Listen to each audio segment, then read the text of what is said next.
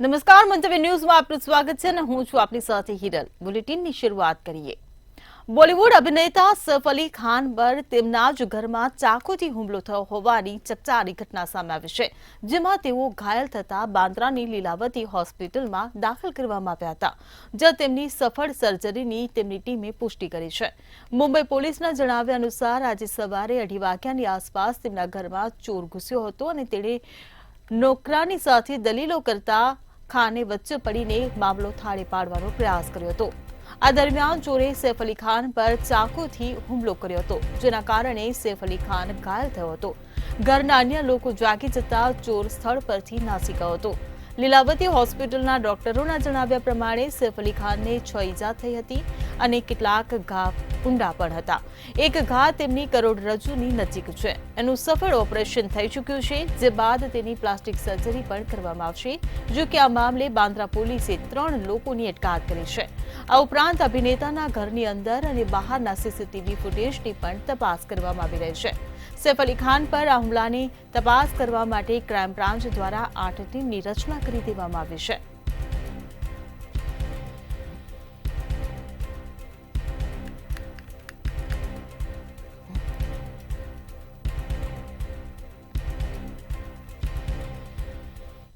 Bollywood actor Saif Ali Khan પર હુમલા મુદ્દે હવે રાજકારણ ગરમાયું છે। કોંગ્રેસ સાંસદ વર્ષા ગાયકવાડ, સંજય રાઉત સહિત અન્ય વિપક્ષ નેતાઓએ આ ઘટનાને વખોડતા રાજ્યના કાયદા વ્યવસ્થા પર સવાલ ઉઠાવ્યા છે। મહારાષ્ટ્રના મુખ્યમંત્રી દેવેન્દ્ર ફડણવીસ પર પણ આકરા પ્રહારો કરતા સામાન્ય જનતાની સુરક્ષા મુદ્દે સવાલો કર્યા છે। શિવસેના સાંસદ પ્રિયંકા ચતુર્વેદીએ સૈફ પર થયેલા હુમલા પર નિવેદન આપ્યું છે કે આ કેટલી શરમજનક વાત છે કે મુંબઈમાં હાઈ પ્રોફાઇલને મારી નાખવાનો પ્રયાસ થયો, જે મુંબઈ પોલીસ અને ગૃહમંત્રી પર સવાલ ઉભા કરે છે। શિવસેના યુબીટી નેતા સંજય રાઉતે પણ આ ઘટના પર રોષ ઠાલવતા કહ્યું કે સૈફ અલી ખાન પર ઘાતક હુમલો થયો છે। વિવિધ અટકળો લગાવાઈ રહી છે, પરંતુ આ રાજ્યમાં કાયદો અને વ્યવસ્થા શું કરે છે તેની શું સ્થિતિ છે? મુંબઈ ફિલ્મ ઇન્ડસ્ટ્રીનું મોટું હબ હોવા છતાં અહીંના સેલિબ્રિટી સુરક્ષિત નથી। આ સૈફ અલી ખાન પર નહીં, પરંતુ ફિલ્મ ઇન્ડસ્ટ્રી પર હુમલો છે। રાષ્ટ્રવાદી કોંગ્રેસ પાર્ટી શરદચંદ્ર પવારની નેતા સુપ્રિયા સુલેએ પણ અભિનેતા પર હુમલા મુદ્દે ચિંતા વ્યક્ત કરી હતી। કોંગ્રેસ સાંસદ વર્ષા ગાયકવાડે પણ સોશિયલ મીડિયા પર લખ્યું કે અમે જવાબ માંગીએ છીએ, જો સેલિબ્રિટીઝ સુરક્ષિત નથી તો સામાન્ય જનતા સુરક્ષાની શું અપેક્ષા રાખી શકે? તો આપના સંયોજક અરવિંદ કેજરીવાલે શું કહ્યું તે પણ સાંભળો।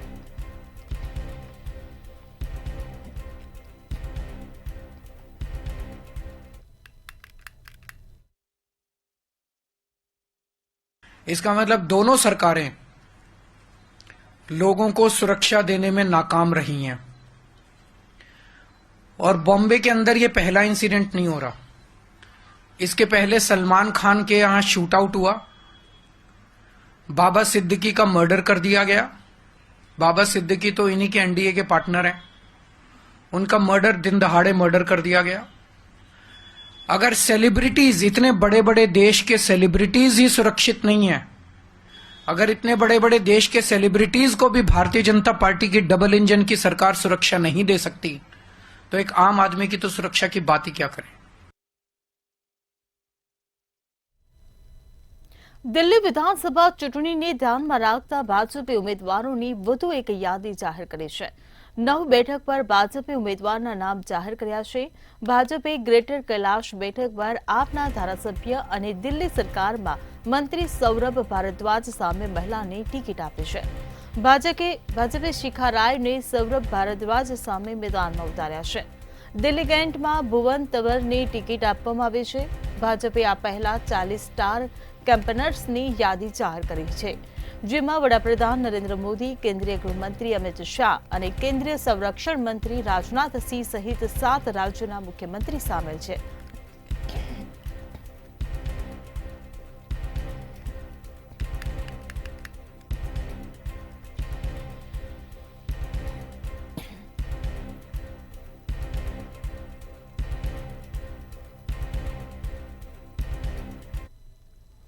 આગામી સમયમાં દિલ્હી વિધાનસભાની ચૂંટણી માટે તમામ પાર્ટીઓ તડામાર તૈયારીમાં જોવા મળી રહી છે। દિલ્હી વિધાનસભાની ચૂંટણી માટે આમ આદમી પાર્ટી, ભારતીય જનતા પાર્ટી અને કોંગ્રેસ વચ્ચે જોરદાર જંગ જામશે। ત્યારે દિલ્હી વિધાનસભા ચૂંટણી પહેલા કોંગ્રેસે વધુ 2 વચન આપ્યા છે. કોંગ્રેસે કહ્યું કે જો દિલ્હીમાં સત્તા આવશે તો તે રાષ્ટ્રીય રાજધાનીના રહેવાસીઓની 500 રૂપિયામાં એલપીજી સિલિન્ડર તેમજ મફત રાશન કીટ અને 300 યુનિટ સુધી મફત વીજળી પ્રદાન કરશે. તેલંગાણાના મુખ્યમંત્રી રેવંત રેડ્ડીએ ઓલ ઇન્ડિયા કોંગ્રેસ કમિટી દિલ્હીના પ્રભારી કાઝી નિઝામુદ્દીન અને કોંગ્રેસ દિલ્હી એકમના વડા દેવેન્દ્ર યાદવ સાથે અહીં એક પત્રકાર પરિષદથી સંબોધતા આ જાહેરાત કરી હતી.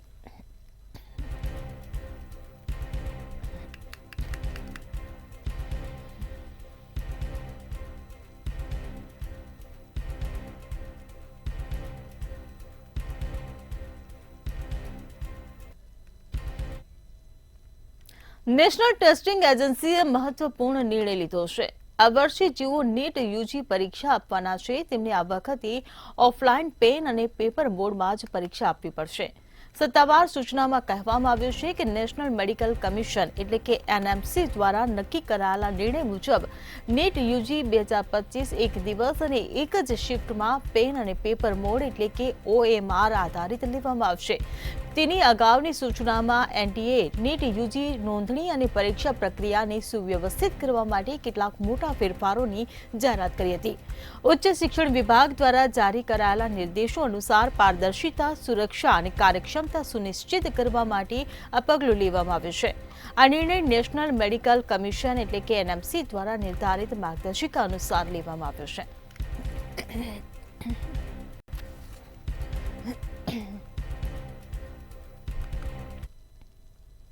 ભારતીય અવકાશમાં નવો રેકોર્ડ બનાવ્યો છે. ઇસરોના સ્પેડેક્સ મિશને ઐતિહાસિક ડોકિંગ સફળતા હાંસલ કરી છે. ઇસરોએ પ્રથમ વખત પૃથ્વીની ભ્રમણ કક્ષામાં સફળતાપૂર્વક 2 ઉપગ્રહો મૂક્યા.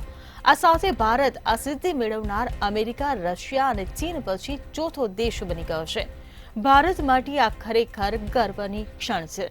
વડાપ્રધાન નરેન્દ્ર મોદીએ આ ઐતિહાસિક સિદ્ધિ માટે ઇસરોને અભિનંદન પાઠવ્યા છે. આ સાથે જ ઇસરોએ પણ આ ઐતિહાસિક સિદ્ધિ માટે તેની સમગ્ર ટીમને અભિનંદન પાઠવતા કહ્યું કે સ્પેડેક્સ મિશનની ડોકિંગ પ્રોસેસ સફળતાપૂર્વક પૂર્ણ થઈ ચૂકી છે. આ એક ઐતિહાસિક ક્ષણ છે. હોલ્ડ પોઈન્ટને 15 મીટરથી 3 મીટર સુધી લાવવાની પ્રક્રિયા પૂર્ણ કરવામાં આવી હતી. ત્યારે અવકાશમાં સફળ ડોકિંગ હાંસલ કરનાર ભારત ચોથો દેશ બની ગયો છે.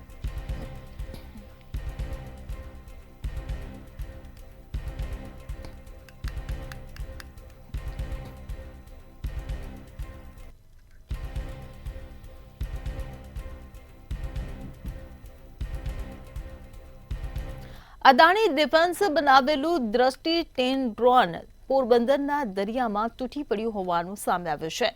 પાયલોટ રહિત રિમોટથી કંટ્રોલ થતા દૃષ્ટિ 10 નામના આ ડ્રોનની assembly Adani defence and aerospace limited દ્વારા કરવામાં આવી છે. નૌસેના દ્વારા આ ડ્રોન સ્વીકારવામાં આવે એ પહેલા થઈ રહેલા પરીક્ષણ સમયે જ તે તૂટી પડ્યું હોવાનું જાણવા મળી રહ્યું છે. મીડિયમ એલ્ટિટ્યુડ લોંગ એન્ડ્યોરન્સ પ્રકારનું આ ડ્રોન ઇઝરાયલની એલ્બિટ સિસ્ટમના હર્મેસ 900 સ્ટાર લાઇનર આધારિત છે. અદાણી જૂથે તેને ભારતમાં હૈદરાબાદ ખાતે એસેમ્બલ કર્યું છે અને તેને દૃષ્ટિ 10 નામ આપ્યું છે. નૌસેનાના એક અભિયાન સમયે પોરબંદર નજીક દરિયામાં તે તૂટી પડ્યું હતું. ત્યારે અદાણી જૂથ દ્વારા તેનું સંચાલન કરવામાં આવી રહ્યું હોવાથી નૌસેનાને કોઈ પ્રકારનું આર્થિક નુકસાન થયું નથી. તૂટી પડેલા ડ્રોનના કારણોની તપાસ કરવા તેનો કાટમાળ કંપનીએ કબજે કર્યો હોવાનું સત્તાવાર સૂત્રો તરફથી જાણવા મળ્યું છે.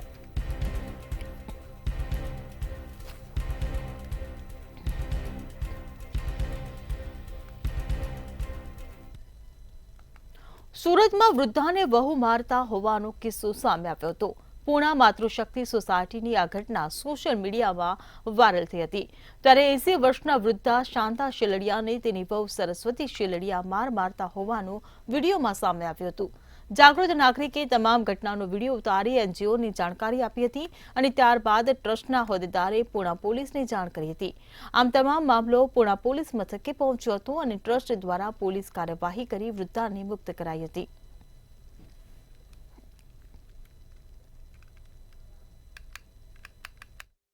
તો પછી આ હદ સુધી બાને મારે છે તો એમની પાસે કોઈ સફાઈના શબ્દો નથી. એ તો કે ટોયલેટ ઉડાડે છે એટલે મારે છે. તો અત્યારે વૃદ્ધ સમયે તો કોઈ પણ માણસ હોય એવું જ બની જવાનું છે. તો એમને સાચવવાની આપણી જવાબદારી હોય છે કે એમણે એમની પોતાનું આખું ઘર બધું પરિવાર આપણને સોંપ્યું હોય છે, એમની પોતાની મૂડી પણ આપણને સોંપી દીધી હોય છે. એમનો ખૂબ મોટો બિઝનેસ છે, વરણી ક્રિએશન ખૂબ મોટા પાયે છે હેન્ડીક્રાફ્ટનું, તો એ લેડીઝ નર્સ પણ રાખી શકે છે, એના બદલે પાટા મારીને બાને હેરાન કરે છે. તો અમે એમને વૃદ્ધાશ્રમમાં મૂકીને એમની સેવા ચાકરી સારી થાય એનો અમે કાર્યવાહી કરી રહ્યા છીએ, પોલીસ કેસ કરીને. કેન્દ્રીય ગૃહમંત્રી અમિત શાહ મહેસાણાના વડનગર ખાતે પહોંચ્યા છે. અમિત શાહ દ્વારા 298 કરોડના ખર્ચે નિર્મિત વિશ્વના બીજા સૌથી મોટા આર્કિયોલોજીકલ એક્સપિરિયન્શિયલ મ્યુઝિયમનું લોકાર્પણ કરવામાં આવ્યું છે. આ સાથે જ જે સ્કૂલમાં વડાપ્રધાન નરેન્દ્ર મોદી ધોરણ 8 થી 11માં ધોરણ સુધી ભણ્યા તે જ પ્રેરણા સંકુલનું લોકાર્પણ કરવામાં આવ્યું છે. તેમજ પ્રેરણા સંકુલના વિદ્યાર્થીઓ અને વાલીઓ સાથે સંવાદ બાદ સાયન્સ કોલેજમાં જાહેર સભાને સંબોધન પણ કરવામાં આવ્યું હતું. અમિત શાહના આગમનને લઈને વડનગરમાં ચુસ્ત પોલીસ બંદોબસ્ત ગોઠવી દેવામાં આવ્યો હતો.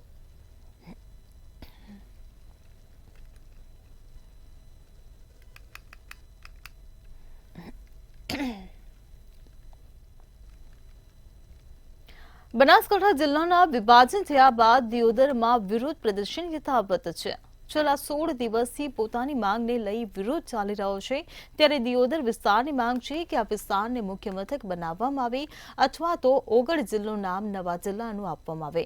પરંતુ રાજ્ય સરકાર દ્વારા તેમની વાત ન સાંભળતા આજે વિશાળ બાઇક રેલીનું આયોજન કરવામાં આવ્યું હતું.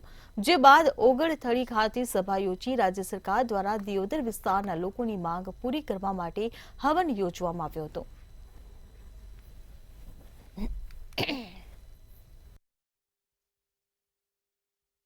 આ વિસ્તારના જનપ્રતિનિધિ તરીકે આ વિસ્તારનો કોઈ પણ પ્રશ્ન હોય, એ પીવાના પાણીનો પ્રશ્ન હોય, આરોગ્યનો પ્રશ્ન હોય, શિક્ષણનો પ્રશ્ન હોય, રોડ રસ્તાનો પ્રશ્ન હોય, આ વિસ્તારનો કોઈ પણ પ્રશ્ન હોય, આ વિસ્તારની પ્રજાની જે કંઈ માગણી હોય એ માગણી રાજ્ય સરકાર સુધી પહોંચાડવી એ મારું કર્તવ્ય છે, મારો ફરજ છે, મારી ધર્મ છે.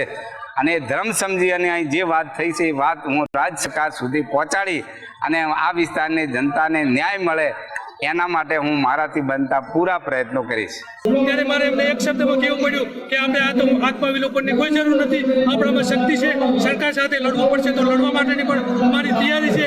મારે કદાચ હજી સુધી ગાંધીનગર જવું પડે તો પણ મારી તૈયારી છે. અને હું સરકારને વિનંતી કરું છું કે ગુજરાત રાજ્યના મુખ્યમંત્રી હોય, આપણા એવા પનોતા પુત્ર શ્રી અમિતભાઈ શાહને પણ મારી નમ્ર વિનંતી છે કે આજે અમે 15 દાડાથી ભાજપ હોય, કોંગ્રેસ હોય, તમામ પક્ષના સંગઠનના સાથે મળીને આમરણ ઉપવાસ ઉપર બેઠા છે. જિલ્લાના વિભાજનમાં કઈ પૂર્ણ વિચારણા કરે, કારણ કે અમારી 2-3 મુખ્ય માંગણીઓ છે. એક તો આ વિસ્તારની પ્રજાની માંગણી છે કે અમારે બનાસકાંઠા જિલ્લામાં જ રહેવું છે, અન્યથા તમે અમને ઓગળ જિલ્લો બનાવી આપો. ત્રીજી અમારી એ માંગણી છે કે અમે કોઈ વાવ થરાદ કે જિલ્લો બનાવે એનાથી નારાજ નથી, પરંતુ આપ જોઈ શકો કે રાજ્ય સરકારે અનેક એવા જિલ્લાઓ બનાવ્યા કે જે સૌના લોકોના મધ્યમમાં હોય, લોકોને ભૌગોલિક પરિસ્થિતિમાં અનુકૂળ આવતા હોય.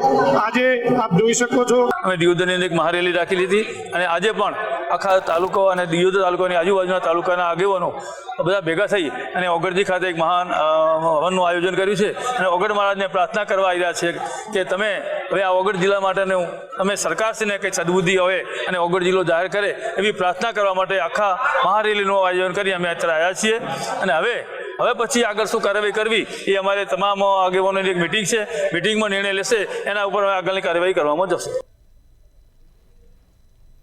બનાસકાંઠા જિલ્લાના વિભાજનનો મામલો સામે આવ્યો છે. વિભાજનના વિરોધમાં રેલી બાદ ઓગળથળીએ સભા યોજવામાં આવી હતી, જ્યાં સભામાં પહોંચેલા દિયોદરના ભાજપના ધારાસભ્ય કેશાજી ચૌહાણનું નિવેદન સામે આવ્યું છે. કેશાજી ચૌહાણે કહ્યું હતું કે હું આવ્યો હતો મળવા અને બેસાડ્યો દળવા. હું ધારાસભ્ય તરીકે તમને સાંભળવા માટે આવ્યો છું. મારે મારી પ્રજાની વાત એમની વચ્ચે બેસીને સાંભળવી પડે. મારા વિસ્તારની વાત સરકાર સુધી પહોંચાડવી તે મારું કર્તવ્ય છે. આ સાથે જ તેમણે જણાવ્યું હતું કે વિજય ઓગળજીની ધરતીનો થશે.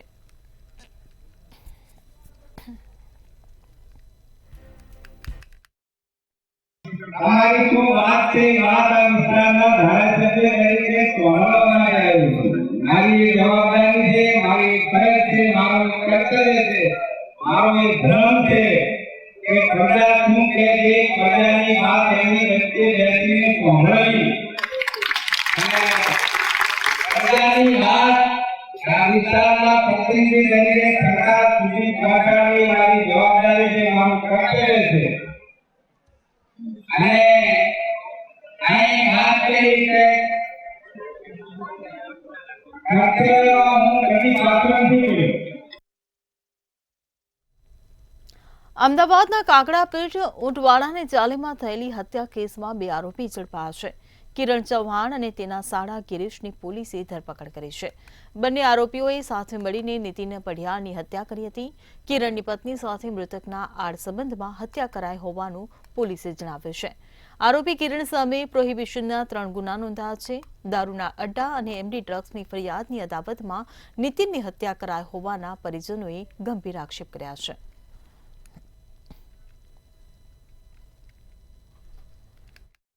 ના કલાકોમાં જ કાગડાપીઠ પોલીસની ટીમે જે આ ગુનામાં 2 આરોપી હતા તેઓની ધરપકડ કરવામાં આવેલી છે. આરોપીના નામ છે કિરણ રમેશભાઈ ચૌહાણ, ઉંમર 40, છૂટક મજૂરી કરે છે, અને ગિરીશ ગણપતભાઈ સરગરા, ઉંમર 35, જે ટેમ્પોની કામગીરી ચલાવવાની કામગીરી કરે છે. તેઓની તાત્કાલિક અસરથી ધરપકડ કરીને આ જે મર્ડર કરવામાં આવેલું હતું તેના આરોપીને પકડી પાડવામાં આવ્યા છે. પ્રાથમિક દ્રષ્ટિએ કારણ એ હતું કે જે આરોપી છે તેમના પત્ની સાથે આડા સંબંધ હોવાનો આરોપીને વહેમ હતો. તે અનુસંધાને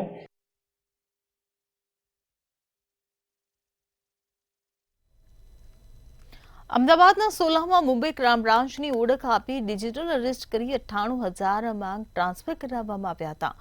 તમામ 4 આરોપી જૂનાગઢના છે અને પોતાના એકાઉન્ટ 4-5 હજાર રૂપિયામાં ભાડે આપતા હતા. પ્રિન્સ નામનો આરોપી માસ્ટર માઇન્ડ હતો. આરોપી 14 એકાઉન્ટ હોવાનું તપાસમાં બહાર આવ્યું છે. આ ટોળકી દેશમાં અલગ અલગ ગુનામાં સંડોવાયેલી હતી. મની લોન્ડરિંગ કેસમાં વકીલ તરીકે સેવા પણ આપવાનું કહેતા હતા. ત્યારે પોલીસે આરોપીની ધરપકડ કરીને વધુ તપાસ હાથ ધરી છે. સોલા ગામના અમારા એક ફરિયાદી છે. એ ફરિયાદીએ પોલીસ સ્ટેશનમાં ફરિયાદ નોંધાવી છે કે એમને એમના ખાતામાંથી ડિજિટલ અરેસ્ટ કરીને લગભગ 98,000 રૂપિયા જે છે લઈ લેવામાં આવેલા છે.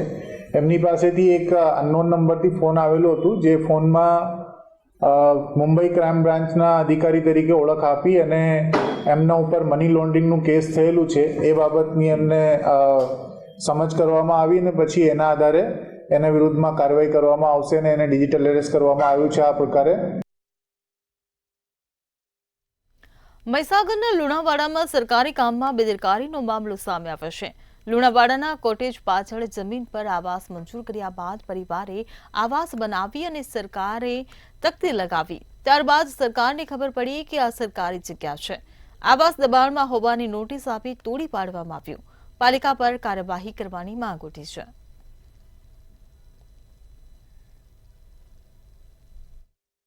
આ મકાન હતો નગરપાલિકાના દબાણમાં છે. કેટલા મકાનો? અત્યારે તો લગભગ 4-5 મકાન આ બાજુ છે, એ થોડા કાચા મકાન હતા અને આ ઘર આવાસ મંજૂર થયેલું અને ઘરની આકારણી મંગાવી લે ડોક્યુમેન્ટના આધારે અને ઘરની આકારણી નગરપાલિકાને અંદર પોચ, ઘરવેરો, લાઇટ બિલ અને રેશન કાર્ડના તે આધાર કાર્ડના પ્રૂફ ઉપર આ બધું કર્યું છે. આજ રોજ આ તો રેવન્યુ સર્વે નંબર 110 અને સિટી સર્વે નંબર 5110 આ સરકારી પડતર જમીન છે અને એમના ત્યાં અમે દબાણ આજ દૂર કરી રહ્યા છે. એમના ઘણા બધા સમયથી અમે નોટિસ આપી રહ્યા હતા. 3-4 મહિના પહેલા પણ એમના એકવાર નોટિસ આપેલા હતા અને અત્યારે ઉત્તરાયણ સુધી અમે રોકેલા હતા અને અત્યારે આ દબાણની પ્રક્રિયા દૂર કરવાની પ્રક્રિયા સવારથી શરૂ છે.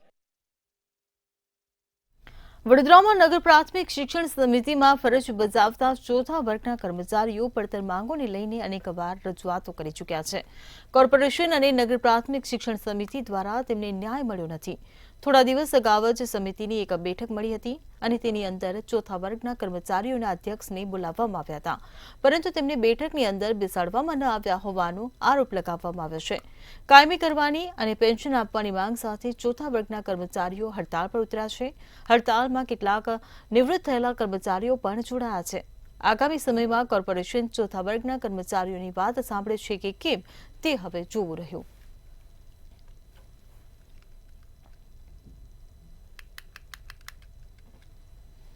નગર પ્રાથમિક શિક્ષણ સમિતિના ચોથા વર્ગના કર્મચારીઓ જે છે તે આજથી પોતાની માંગોને લઈને હડતાલ પર ઉતર્યા છે અને આગામી દિવસોમાં જ્યાં સુધી તેમની વાતોનું સમાધાન ન આવે ત્યાં સુધી તેઓ પોતાની હડતાલ જે છે તે ચાલુ રાખશે.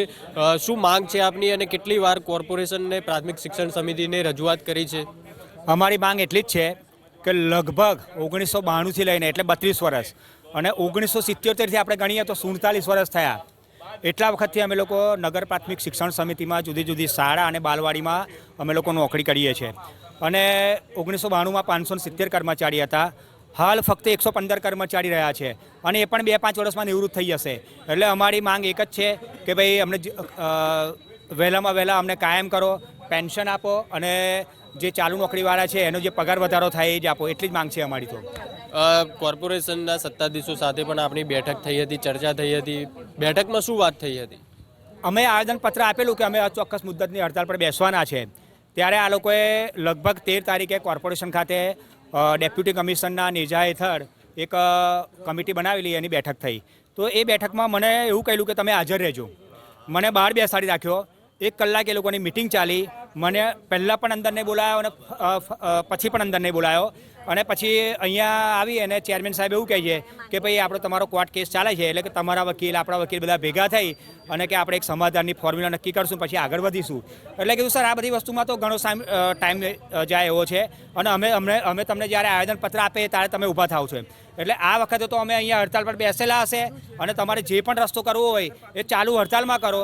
જે દિવસે અમને લાગશે કે હા અમારું કામ હવે રાઈટ વેમાં જઈ રહ્યું છે એ દિવસે અમે અહીંયાથી ઊભા થઈશું, બાકી ઊભા નહીં થઈએ.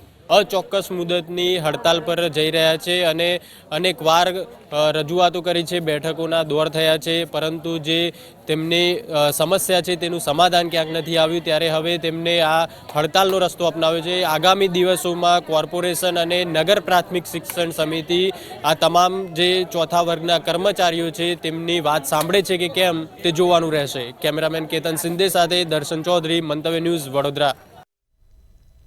વડોદરાના ડભોઈ નગરપાલિકા કોંગ્રેસ કોર્પોરેટરની બોગસ ખેડૂત કેસમાં પોલીસે અટકાયત કરી છે.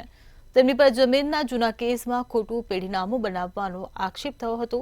બોગસ પેઢીનામું બનાવાયું હતું જેને મામલતદાર દ્વારા ફરિયાદ નોંધાવી હતી. પોલીસ કસ્ટડીમાંથી આરોપી સુભાષ ભોજવાણીને 3 દિવસના રિમાન્ડ મંજૂર કરાયા હતા. બોગસ પેઢીનામાને આધારે ભોજવાણી પરિવારે અસંખ્ય લોકોની જમીનો લીધી.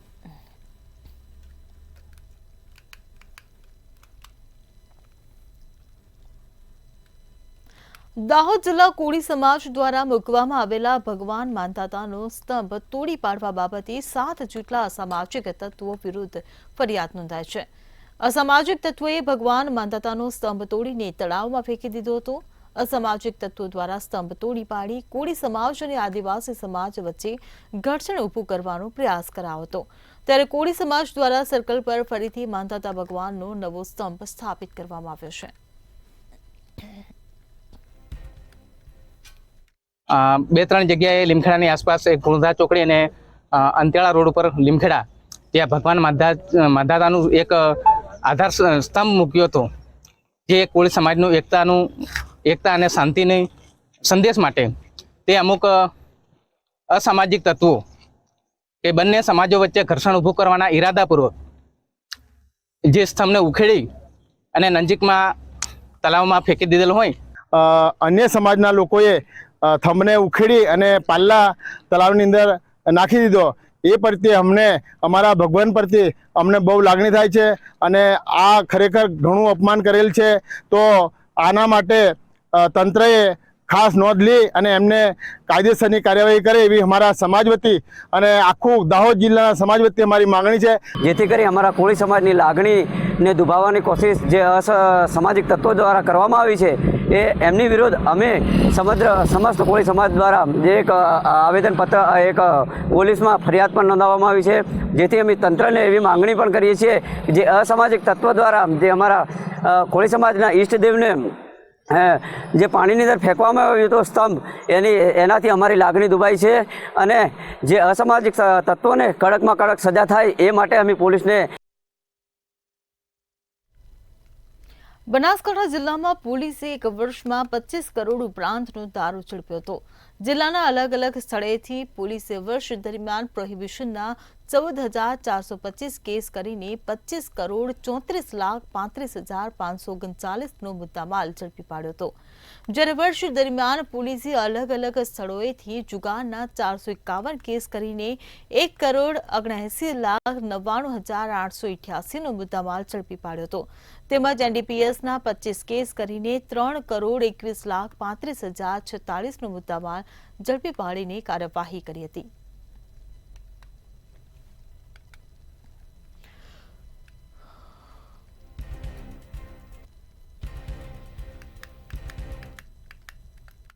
બનાસકાંઠા જિલ્લા દ્વારા દારૂ, જુગાર અને એનડીપીએસના તમામ હેડની અંદર ખૂબ મોટી કાર્યવાહી કરવામાં આવે છે અને આ પ્રવૃત્તિ સદંતર રૂપે બંધ થાય એના માટે બનાસકાંઠા પોલીસ દ્વારા ખૂબ મોટા પ્રયાસો કરવામાં આવી રહ્યા છે.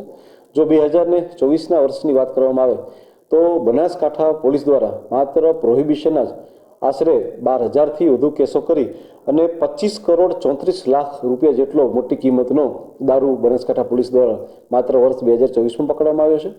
આ સિવાય જો એનડીપીએસની વાત કરવામાં આવે તો 3 કરોડથી વધારે કિંમતનો એનડીપીએસના પણ કેસ કરવામાં આવ્યો છે અને જો જુગારની વાત કરવામાં આવે તો આશરે 1,80,00,000 જેટલા કિંમતનો જુગારના પણ કેસીસ બનાસકાંઠા પોલીસ દ્વારા કરવામાં આવેલા છે.